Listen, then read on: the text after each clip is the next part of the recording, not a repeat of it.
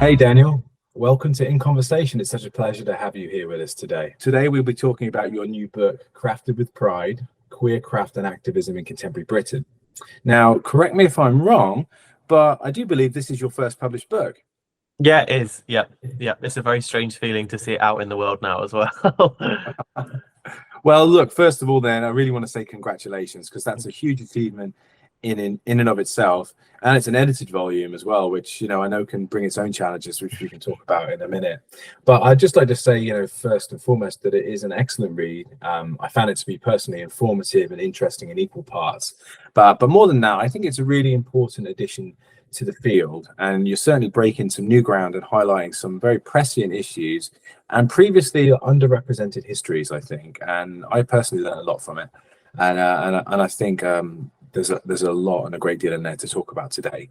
So, in a nutshell, and in your own words, please can you just tell us a little bit about Crafted with Pride? What's it all about? Yeah, sure. Thanks for your comments as well about the book, James. It's great to hear that you actually enjoyed reading it as well.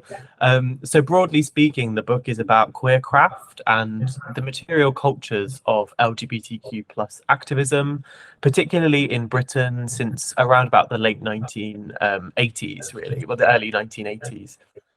And the book brings together a huge range of different contributors. It brings together academics, artists, activists, curators, and heritage professionals to really shed light on these histories and to give a kind of very well-rounded overview of the topic. And as you said, this is relatively new ground. It's not been done, as far as I'm aware, in kind of a British context before. So it's really the kind of first of its kind to really shed light on these histories and stories and objects too. By breaking all that new ground, it leads me to sort of think about, how did the book come about? Like, was it an idea that you happened upon, or what was the genesis of this project? Sure. So, I mean, I've been working on this as a topic for many years. It was a subject of my own PhD research and kind of my artistic practice and my curatorial practice as well. So I've kind of approached the topic from multiple different angles previously and knew that I wanted to do something in collaboration with other people who were also kind of working broadly on this topic.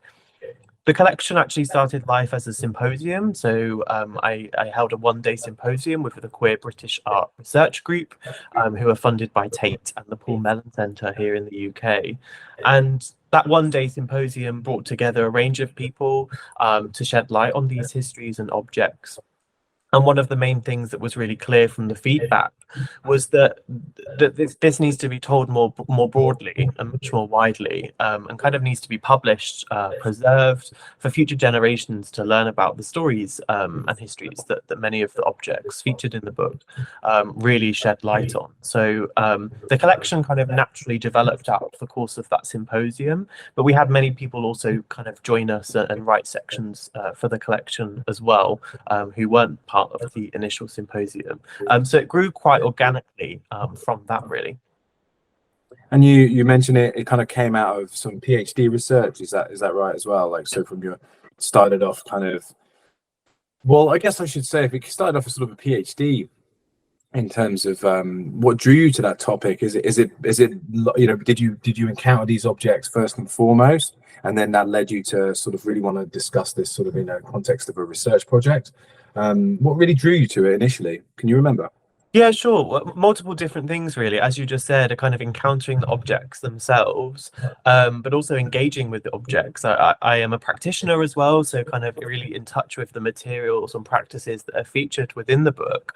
But when I was looking at a more kind of historical perspective, and I was looking for research on queer craft and queer craft history, I was really struggling to find a lot at all, or everything that I did find was primarily in a North American context where there is a real appetite for this kind of work.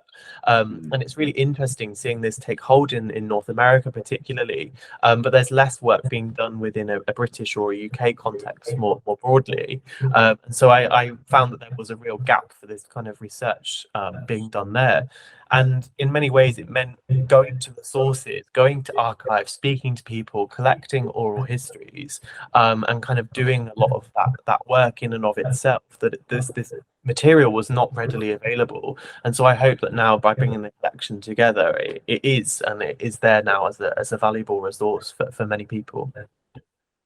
Well, no, I think we should congratulate you again on the incredible work you've done with the archives there. And from my own perspective over here in the United States now, there's such a wealth and depth of archives that often are privately funded and operated.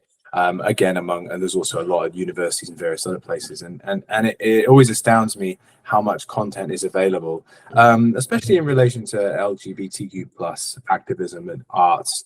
You know, lesbian archives in LA, for example, things like that.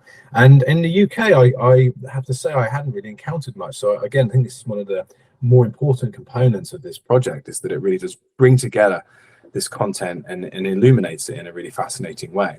But how was it for you then, using these archives? Was it an enjoyable experience, or did it come with a lot of challenge? I mean, in terms of the how you went about producing the knowledge and looking at these artifacts and digging in the archives, was that difficult, or was that fairly straightforward? I'd like to say it was all fairly straightforward, but it wasn't necessarily. No, it did bring with it some challenges. Access was a difficult thing sometimes, of gaining access to the objects, and I think for many of the contributors really shed light on the fact that queer archives are often very ephemeral archives. You know, it's simple things like shoe boxes under beds, or kind of things in closets, if you'll kind of pardon the pun around closeted objects, you know. These are things that are kind of secreted away in various locations, often not in a kind of institutional home. So it makes that kind of relationship building, that oral history, that kind of discursive element of the project all the more important, of kind of going out and speaking to people. And I think that was the same for myself as someone who wrote the introduction and wrote one of the chapters, but also for many of the other contributors as well, who were working particularly with or in archives. We also had the insight of many curators and archivists as well, who were actively working with collections, actively preserving collections, and reflecting on what that means for the future of kind of queer heritage, of that you know, ephemerality on one hand, but that need to preserve and protect history on the other. And many of the objects which are featured throughout the book, of course, are kind of crumbling or decaying, and they are in danger of being lost. And so in many ways that felt really necessary and quite urgent to do this collection now, and shed light on those objects and histories and the stories that are all attached to them as well. Thank you, Dan. A great insight. That's a really interesting point, and it does make me think a bit about the contributors in this volume as well, because it wasn't an edited volume. And in terms of those contributors, there's some well-known names counted among their number. Would you tell us a little bit about some of the people involved in the project, some of the specific contributors? Yeah, sure. So the book firstly is split into 4 separate kind of individual but interwoven threads. There's lots of craft-related puns associated with the book, but they're kind of loosely organized as different threads. So the first thread we have is called Fashioning the Self, and it brings together 2 contributions. The first one comes from Eleanor Medhurst, who's a brilliant lesbian fashion historian. And the second comes from Lois Stone, and they are a trans heritage expert too. The second section we have is called Pride, Publics and Preservation. The first contribution to that section comes from Mark Etheridge, who works with Museum Wales. He's a curator at Museum Wales. The second comes from Sean McGovern, who works with Islington Borough Council and worked on Islington's Pride project. And the third one of that section comes from Alan Madden, who is an academic specialising in queer zines and zine making. The third section we have focuses on collaboration and forms of collaborative craft. And that section particularly is really grounded in oral history and interview. So we have a very interesting conversation by an independent curator called Dan Vo, who's a trustee of Queer Britain. And he's in conversation with an artist called Youssef Hijazi as well. Then the second part of that section comes from myself. So I've written a brief history of the UK AIDS memorial quilt, followed by an in conversation with Graham and Karina, who ran workshops, quilting workshops in the 80s and 90s. And then the final section brings together a range of contemporary practitioners who work with craft. So we have people like Matt Smith, who works particularly with ceramics. We have Tanoa Sazraku, who makes wonderful kind of paper banners. Sarah Joy Ford, who works with quilting and textiles. Rachel House, who works primarily with zines and zine making and zine workshops.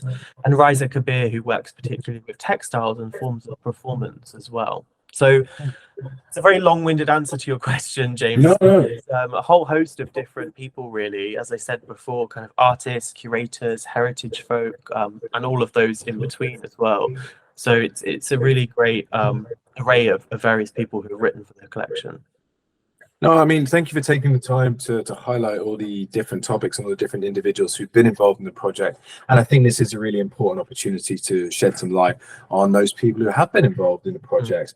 And just to mention to the audience out there, if anyone would like to find out more about the book, of course, it's available to purchase, but also with a lot of information regarding the contributors, including a table of contents and details relating to all these different components and different individuals who've been involved in the project. You can just go to intellectbooks.com and search for Crafted with Pride to find out more about.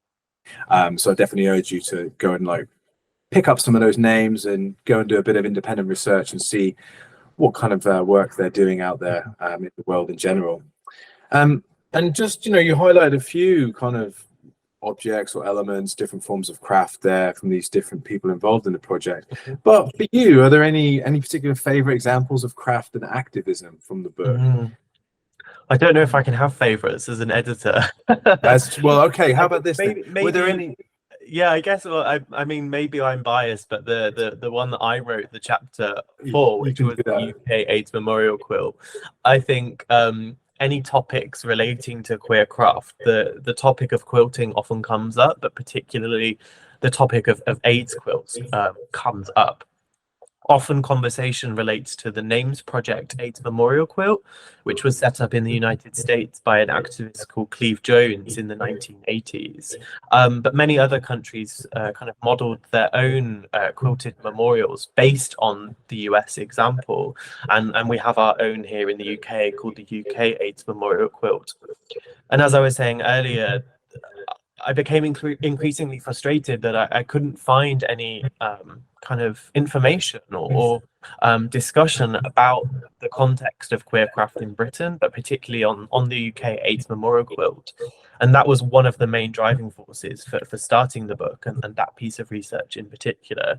And I just think it is such an important piece of queer craft and activism in Britain, really. Oh, that's awesome. If people wanted to find out a little bit more about that example specifically, of course they can buy and read the book, but is there any information online, or is there any museum or a place where they can go to find out more information about that quilt specifically? Sure. So the UK AIDS Memorial Quilt deliberately isn't in a museum. It's kind of split between members of a conservation partnership, but they do have a website. If you just Google UK AIDS Memorial Quilt, it will come up with their website. They have a fantastic Instagram page as well, where they've started to upload pictures of each of the individual panels and kind of letters and photographs and ephemera related to the panels that related to the person that particular panel may have maybe memorializing somebody. So it's a fascinating way to learn a little bit more about kind of faces to the names. And I believe that they're currently working with Google Arts and Culture as well to actually digitize sections of the quilt. So hopefully there will be a lot more information about the quilt available online soon too. Thank you very much. I did want to ask you a little bit about the audience for the project and who you perceive that audience to be. Just generally speaking, who have you written this book for? Is it for academics, or is it for a more general reader, or who's the intended audience? Yeah, sure. So it's primarily, I would say, an academic audience, but it's designed with a very generalist audience in mind. As I mentioned earlier, I've always had several different hats as kind of an artist, a curator, an academic, an activist, and so that really is reflected in the design of the book. And from the get-go, I really wanted this to be an engaging publication, and the team at Intellect have done a really wonderful job in kind of really seeing that vision, in allowing kind of full color, full page images, in kind of designing it as a kind of small handbook style publication. So I do see it as a book that might be of interest to a very generalist audience.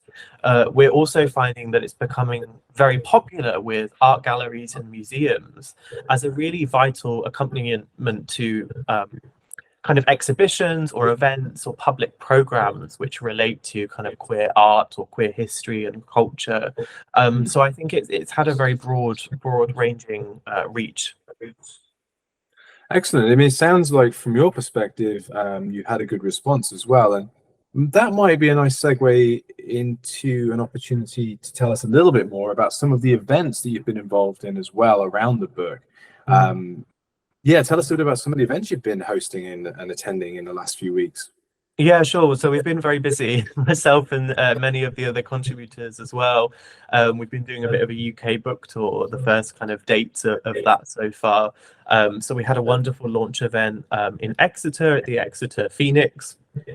We then went up to Manchester and we had a wonderful event at the Whitworth, and we were joined there by Sarah Joy Ford and Lois Stone, who have both written contributions to the book.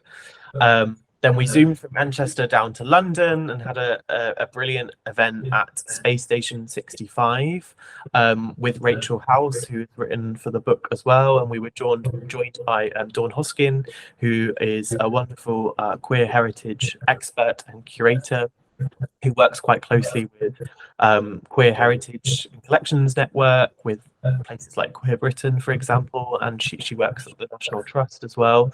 And that event was particularly great because we also had a one night only exhibition. It was kind of a very fleeting exhibition, but some of the artists who were part of the book were able to exhibit work, and we also had kind of work on display from various London archives too, which was wonderful.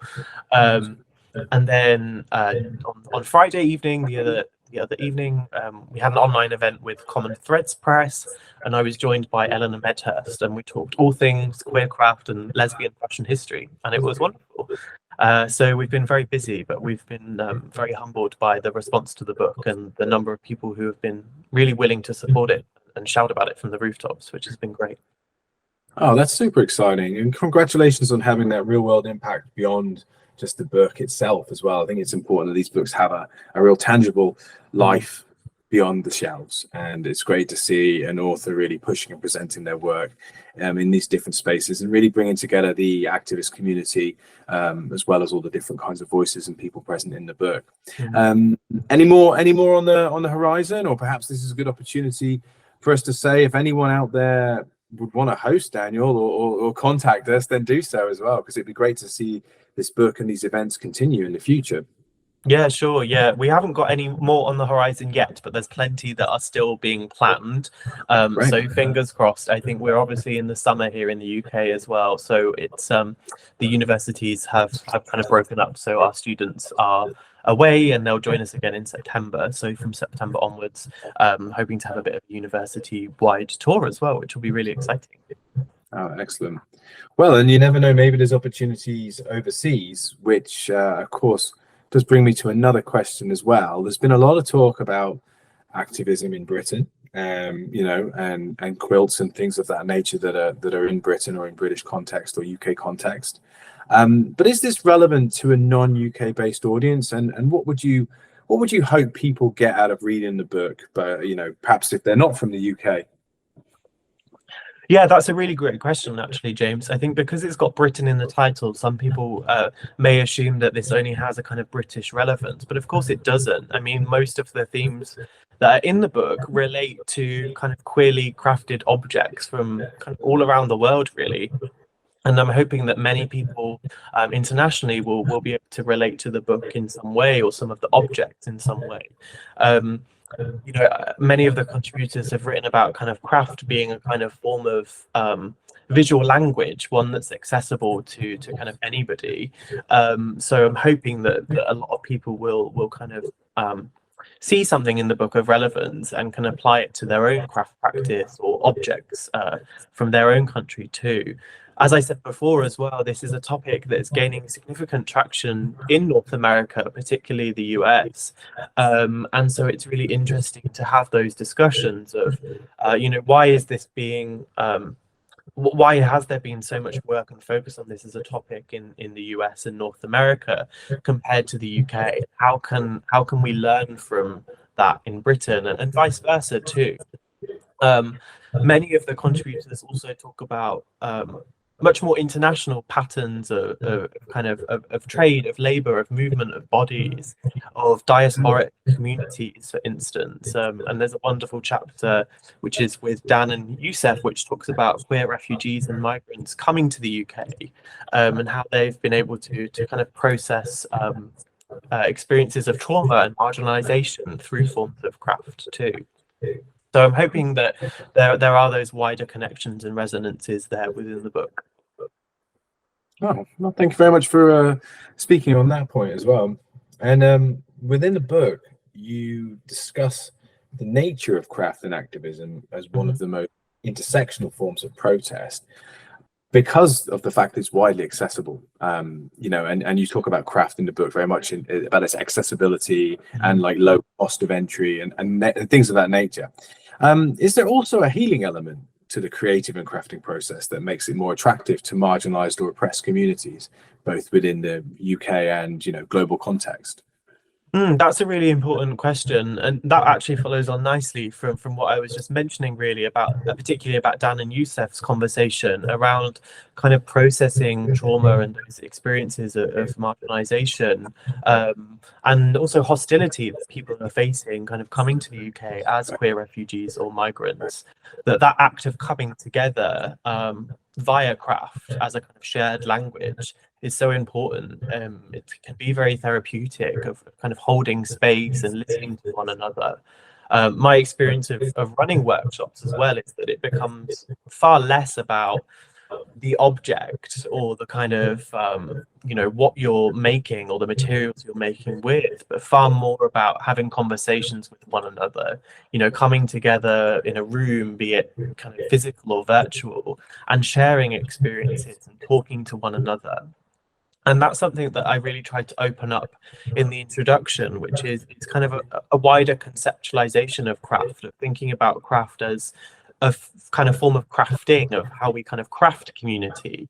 And that can certainly have an important kind of element of healing and of care as well.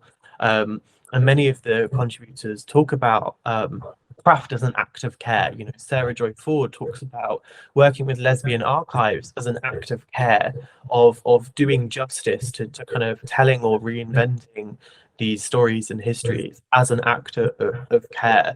And the tactility and accessibility of these materials is so key to that too, the hand and holding, such a kind of caring and compassionate act. So there's a lot in there that kind of really relates to that, I think. Well put, thank you. I also wanted to ask you about another term that is not so widely used in the book, but one that is widely used by the craft and activist community in some some departments anyway. This idea of craftivism, is that a term that you use, and where does it sort of come from? And do you see that as being kind of a relevant term? Or is it relevant to the book? Yeah, it's a relevant term. So the term craftivism is essentially just a kind of marriage of the terms craft and activism. It's widely thought that it was coined by an American activist and craftivist called Betsy Greer. And it's since gained a lot of traction, particularly in academic circles, as a way of discussing this relationship between craft and activism specifically. And there has been a lot of work being done that talks about craftivism, particularly in a feminist context, thinking about examples such as the Pussy Hat Project, for instance, and these kind of wider crafting projects that are central to activism. But in the book, the term actually, I was quite surprised, doesn't come up very often. Yeah. A lot of the contributors kind of deliberately avoided the term, or kind of just use the term queer craft very kind of explicitly to symbolize that relationship between queerness and craft. So that was quite interesting coming to the book and thinking why that might be, and perhaps because it is very kind of rooted in kind of forms of feminist activism. But it's also a very kind of, although it relates to a practice, it's kind of a term that's often used within a theoretical framework too.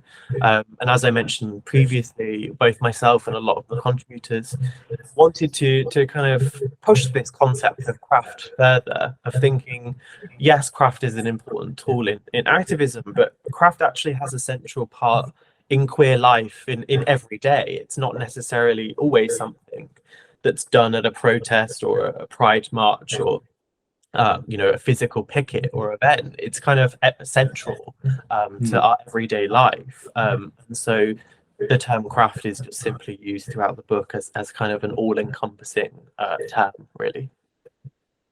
And that's a really interesting explanation. Thank you for that. That does make a lot of sense. Well, and then sort of finally, to wrap things up, I really wanted to ask you, how do you see this work developing in the future? Is there any other projects planned around this topic? And sort of what's next for you just in general personally? Sure.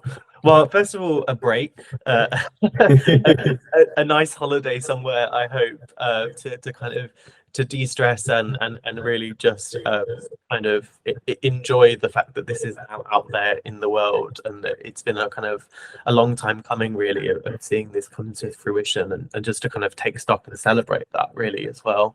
But jokes aside, I think I've gained some brilliant friends, colleagues, networks through the process of putting this collection together. I think any editor who's listening who might have put a collection together may well feel the same, that this is often the start of a conversation. Like, yes, the book is published, but we're still in conversation with one another. We're still planning various events and activities, and so I hope that there may be kind of future scope to develop this. In terms of writing as well, I'm already working on new material and new writing that's come out of the book, but also not losing sight of the importance of kind of working within public settings and kind of public engagement too. So the importance of doing workshops and exhibitions and so on. So myself and some of the contributors are already working on developing those projects. So yeah, I would just say watch this space. There's hopefully lots of exciting stuff coming out of this as well. Well, Daniel, thank you so much for your time today. I really appreciate it, and I'm very glad you're able to join us here on In Conversation. If anyone out there would like to find out more about the book or perhaps purchase a copy, you can go and check it out at your local bookshops. And if they don't have it, please order that book there. Or alternatively, you can go to intellectbooks.com and just search for Crafted with Pride, or just do a general Google search for Daniel Fountain or Crafted with Pride, and a lot more information will come up. I also urge you just to read some of the samples and things that have been flying around, and there's some great interviews and things with Daniel that will be appearing online if they're not already up there. Daniel, again, thanks so much for your time. Congratulations on this book, editing your first book. It's a tremendous contribution to the field, so you should really be proud, and I hope you do get some time on the beach to consider your next project. Brilliant. Thank you so much, James. It's been great to chat to you. Take care.